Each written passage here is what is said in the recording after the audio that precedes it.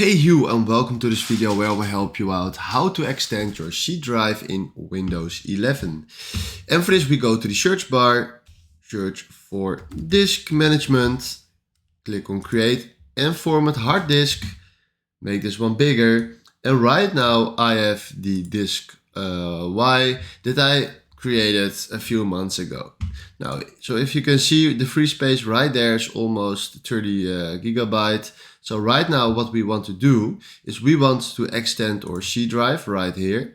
So from now we click here on the Y, right mouse click, and we click here on delete volume and then yes, yes.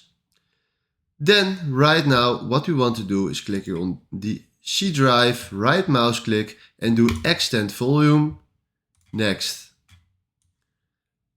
And then right now if you can see we have the capacity of 922.35, and if you do next, finish, you see that it changed to 951. So we extended with 30 gigabytes. And right now if we close this and we go to files, right mouse click, and then we do properties, you can see that we extended to 951 instead of 921. So this is exactly how you can extend your C drive, and hopefully I helped you out. Thanks for watching and have a wonderful day.